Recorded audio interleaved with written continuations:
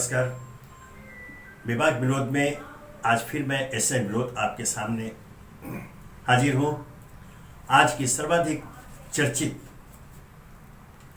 समाचार के ऊपर अपने विचार आपके साथ शेयर करूँगा। जी हाँ, और आज के सर्वाधिक चर्चित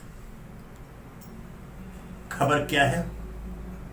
सारे अखबारों की सुर्खियां आज है पूर्व प्रधानमंत्री राजीव गांधी के हत्यारों की रिहाई कर सुप्रीम कोर्ट के आदेश से वो रिहा कर दिया गया। ध्यान रहे, अब यह सवाल खड़ा होता है बार बार कि आखिर सुप्रीम कोर्ट ने ऐसा आदेश दिया तो क्यों दिया। ध्यान रहे, न्याय की मूल अवधारणा क्या है? न्याय न केवल हो बल्कि होता हुआ दिखे भी, यह न्याय की मूल अवधारणा है और इसे एक परंपरा के रूप में चलाया जा रहा है। लेकिन इस मामले में, ये जो आलोच्य मामले में ऐसा होता हुआ दिखता नहीं, न्याय होता हुआ दिखता नहीं। संविधान के अनुच्छेद 42 के तहत, जिसमें सुप्रीम कोर्ट का अधिकार है कि संपूर्ण न्याय के लिए वह कोई भी आदेश या फैसला कर सकती है, उसका प्रयोग किया और इन लोगों की रिहाई करते हुए सुप्रीम कोर्ट ने यह कहा कि चूंकि ये लगभग 3 दशक से जेल में बंद है, ये रिहाई के अधिकारी है। इस बिंदु पर सुप्रीम कोर्ट का ध्यान आकर्षित किया जा सकता है कि बार बार सुप्रीम कोर्ट यह कहता आया है कि जेल में रहना रिहाई का आधार नहीं बन सकता। ध्यान रहे, कुछ वर्ष पूर्व जब तमिलनाडु सरकार ने इन लोगों की रिहाई की सिफारिश की थी राज्यपाल से, तब तत्कालीन राज्यपाल बनवारीलाल पुरोहित उस पर कोई कार्रवाई नहीं की थी। इसे भी आधार में, और अब सुप्रीम कोर्ट कहता है चूंकि राज्यपाल ने कोई कार्रवाई नहीं की, अब यह आदेश जारी कर रहे हैं। एक सामान्य नागरिक के मन में, बल्कि जो छोटे छोटे बच्चे हैं देश के, स्कूली बच्चे हैं, उनके मन में भी इस आदेश के बाद यह सवाल खड़ा हुआ है, तो क्या अब देश में हत्यारे और बलात्कारी छुट्टा घूमते रहेंगे? जी हां, यह इस संदर्भ में कहा जा रहा है कि अभी कुछ दिनों पूर्व गुजरात सरकार ने हत्या और बलात्कार के मामले में दोषी करार कुछ लोगों को रिहा कर दिया था। तब यह बात उठी थी कि हो क्या रहा है देश में, और अब यह ताजा सुप्रीम कोर्ट का आदेश, जिसमें पूर्व प्रधानमंत्री राजीव गांधी के हत्यारों को रिहा कर दिया जाता है, अनेक सवाल खड़े कर रहा है कि हम किस देश में रह रहे हैं जहां हत्यारों बलात्कारियों को अदालतों और सरकार द्वारा ऐसी रियायतें दी जा रही हैं। हम किसी दोषी को सजा क्यों देते हैं, अदालत सजा क्यों देती है? ताकि उससे शिक्षा ग्रहण करते हुए अन्य कोई वैसे अपराध करने के लिए प्रेरित न हो। यह मूल भावना न्याय की होती है, इसीलिए दंडित किया जाता है। किसी को मौत की सजा दी जाती है, किसी को आजीवन कारावास की सजा दी जाती है। क्यों? इसीलिए ताकि कानून के तहत मौजूद प्रावधानों के आधार पर जब किसी को अदालत सजा देती है, तो वह समाज को एक संदेश भी होता है कि सभी ऐसे अपराधों से बचें। लेकिन इन मामलों में जो 2 ताजा मामले जो आए हैं, गुजरात में बलात्कारी और हत्यारों को छोड़ा गया और अब देश के पूर्व प्रधानमंत्री के हत्यारों को रिहा किया जा रहा है। यह समझ से बाहर की बात है। ध्यान रहे कि इस मामले में इसके पूर्व एक दोषी पेरा रिवलन को छोड़ा गया था, तब भी यह बात उठी थी कि आखिर क्यों।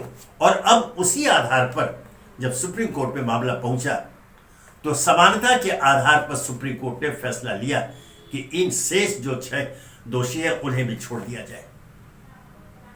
इसके पूर्व भी कुछ ऐसे अवसर आए हैं जब अदालती आदेशों को लेकर राष्ट्रीय बहस देश में छिड़ी है। हम उनके मंशा पर सवाल नहीं खड़ा कर रहे हैं। हमारे यहां जो संविधान में वर्णित कानूनी प्रावधान है उनका अपने हक में पक्ष विपक्ष द्वारा इस्तेमाल कर लिया जाना इस बात का प्रमाण है कि कहीं न कहीं कुछ खामियां कानूनी प्रावधानों में रह गई हैं या अभी भी है, जिनका फायदा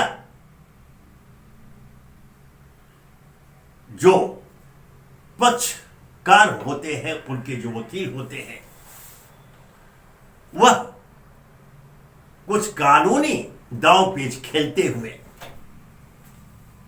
उन प्रावधानों का अपने पक्ष में इस्तेमाल कर अपने वकीलों को छुड़ा ले जाते हैं। या फिर जब जैसा कि इस मामले में राज्य सरकार अगर ऐसी कोई सिफारिश करती है तब उनकी मंशा पर भी सवाल खड़े होंगे। ध्यान रहे, राजीव गांधी हत्याकांड के मामले में जब पहले मौत की सजा सुनाई गई थी और एक महिला नलिनी की उस समय वो गर्भवती थी, स्वयं नेहरू परिवार ने सरकार से अपील की थी कि उसकी सजा माफ कर दी जाए। यह मानवता का आधार पर उन्होंने किया था। नलिनी ने एक बच्चे को जन्म दिया जेल में ही, वो भी कुछ महीनों तक जेल में रहा। तो वो मानवीय आधार पर अगर स्वयं एक जो पीड़ित है, जो पीड़ित पक्ष है, अगर अपील करता है, आगे बढ़कर मांग करता है, तो वो मानवता के आधार पर होती है। लेकिन यहां कानून की दुहाई देकर, संविधान की दुहाई देकर अगर ऐसे दोषियों को रिहा किया जाता है तो क्षमा करेंगे इस टिप्पणी के लिए कि अगर समाज में अराजकता व्याप्त है, अगर समाज में इस प्रवृत्ति के, आपराधिक प्रवृत्ति के तत्व खुलेआम घूम रहे हैं और अपराधों को अंजाम दे रहे हैं, हत्याएं हो रही हैं, बलात्कार हो रहे हैं, तो फिर इस पर आश्चर्य क्या। अब यह संदेश उस वर्ग को, उस अपराधी वर्ग को मिल गया है कि अंततः उनके बरी हो जाने की संभावनाएं मौजूद हैं। न केवल विभिन्न पक्षों के वकील अपनी तर्कों के आधार पर अदालत में जाएंगे, बल्कि स्वयं जब अदालत यह मानने लगी कि उन्हें यह अधिकार प्राप्त है कि संपूर्ण न्याय, टोटल जस्टिस, संपूर्ण न्याय के नाम पर वे कोई भी आदेश जारी कर सकते हैं, कोई भी फैसला दे सकते हैं, तब पुनः क्षमा के साथ कि ऐसी स्थिति पैदा होने के खतरे मौजूद हैं कि स्वयं अदालतें पूर्वाग्रही आधार पर फैसले लेने लगे, आदेश जारी करने पड़े। यह बहुत पीड़ादायक टिप्पणी है, लेकिन हम मजबूर हैं, चूंकि ऐसी आशंका है कि ऐसा समाज में आने वाले दिनों में हो सकता है। इस फैसले के बाद इस बहस ने एक नया रूप लेकर लोगों को प्रेरित किया है कि वो सामने आकर के इस पर बहस करें, और सिर्फ बहस नहीं हो, इसकी तार्किक परिणति भी ढूंढी जाए। क्योंकि अगर न्याय के प्रति संदेह प्रकट होता है समाज के अंदर, तो फिर पूरा का पूरा जो हमारा लोकतांत्रिक ढांचा है देश का, वो चरमरा जाएगा, लोगों का विश्वास उठ जाएगा। और जिस दिन न्यायपालिका से लोगों का विश्वास उठेगा, क्षमा करेंगे, उस दिन हमारा लोकतंत्र ध्वस्त हो जाएगा। इससे कोई इनकार नहीं करेगा, सभी इस पर सहमत है। ऐसे में अगर किसी संवैधानिक अनुच्छेद या प्रावधान का सहारा लेकर के पूर्व प्रधानमंत्री के हत्यारों को, या गुजरात के समान हत्या के दोषी और बलात्कार के दोषियों को सरकार रिहा करती रहे, अदालत उन रिहाइयों की पुष्टि करते रहे, तो फिर इस देश का क्या होगा, इस समाज का क्या होगा? क्या हम आपराधिक मनोवृत्ति को प्रोत्साहित करना चाहते हैं, या उस पर अंकुश लगाना चाहते हैं? फैसला इस पर करे अदालत। यह देश सब कुछ बर्दाश्त कर लेगा, लेकिन ऐसे मामलों में वह खुल करके सामने आएगा, और जरूरत पड़ी तो अदालतों को भी कटघरे में खड़ा करने से रुकेगा नहीं, जैसा इस मामले में हो रहा है। उल्लेखनीय है, यह ध्यान देने योग्य बात है कि इस फैसले के बाद स्वयं कांग्रेस पार्टी ने क्या कहा, चूंकि नेहरू गांधी परिवार ने क्षमा की बात की थी, तो आगे बढ़ के पार्टी की ओर से भी कहा गया कि वो परिवार का व्यक्तिगत विचार हो सकता है, लेकिन पार्टी का नहीं। हम इस आदेश का विरोध करते हैं, कांग्रेस पार्टी ने आगे बढ़कर कहा।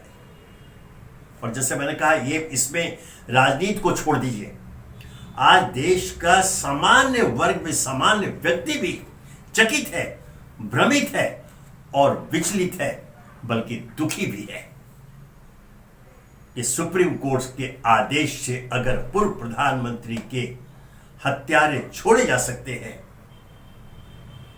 अगर किसी सरकार की अनुशंसा पर बलात्कारी और हत्यारे छोड़े जा सकते हैं, तो फिर इस देश का क्या होगा? हम जो बड़े बड़े दावे करते हैं विभिन्न क्षेत्रों में अपनी सोच के, अपनी प्रगति के, अपने विकास के, और फिर विश्व स्तर पर मार्गदर्शक की भूमिका की, वो सारे के सारे खटाई में पड़ जाएंगे, बल्कि पूरा का पूरा भारत देश कटघरे में खड़ा दिखाई देगा। और तब हमारी न्यायपालिका, मैं यहां विधायिका की बात नहीं कर रहा, यहां न्यायपालिका की चर्चा हो रही, न्यायपालिका क्या करेगी? हमारा यह लोकतांत्रिक देश जब तक कायम है, हमारी यह न्यायपालिका भी कायम है। इस बात को न्यायपालिका से जुड़े विद्वज्जन न भूलें।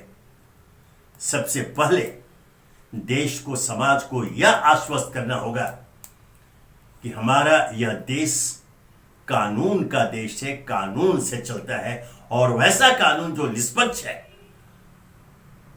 वैसा कानून जिसमें यह ताकत है कि दोषियों को फांसी के फंदे तक पहुंचा सके, ऐसा कानून जिसमें यह निहित है कि निर्दोषों को रिहा कर सके। लेकिन इस मामले में निर्दोष रिहा नहीं हो रहे, यह विडंबना है। दोषी सिद्ध जेल की सजा काट रहे लोगों को रिहा किया जा रहा है, इसे स्वीकार नहीं किया जा सकता। मैं नहीं समझता कि इसमें कोई ऐसी आवश्यकता थी इस आदेश में, और इस आदेश से ऐसा कोई समाज का कोई भला नहीं हो रहा था। अगर हां कोई ऐसी बात होती जिससे समाज का भला होता, समाज में एक सकारात्मक संदेश जाता, लोग उसके अच्छे पहलुओं को प्रेरणा लेकर के आगे बढ़ते, तब उसको स्वीकार किया सकता है। लेकिन इसमें तो नहीं है। इसमें तो संदेश यह गया कि इस देश में अब हत्यारे और बलात्कारी भी दोषी सिद्ध होने के बावजूद जेल से रिहा किए जा सकते हैं, इसे एक दुखद राष्ट्रीय परिणति के रूप में लिया जाएगा, एक ऐसे विडंबना के रूप में लिया जाएगा जो हमेशा देश और समाज को भ्रमित करता रहेगा कि क्या यह देश अब बलात्कारियों और हत्यारों का आरामगाह बन गया है। इस पर सोचे, इस पर विचार करें, अपने विचार प्रकट करें। जरूरत पड़े तो आप विरोध के स्वर उठाते हुए सड़कों पर भी निकले, लेकिन यह सुनिश्चित करें कि यह देश कानून से चलेगा और न्याय ऐसा होगा जो पुरानी अवधारणा जो मैंने कहा कि न्याय न केवल हो बल्कि होता हुआ दिखे भी, यह चिन्हित हो और बार बार चिन्हित हो। धन्यवाद।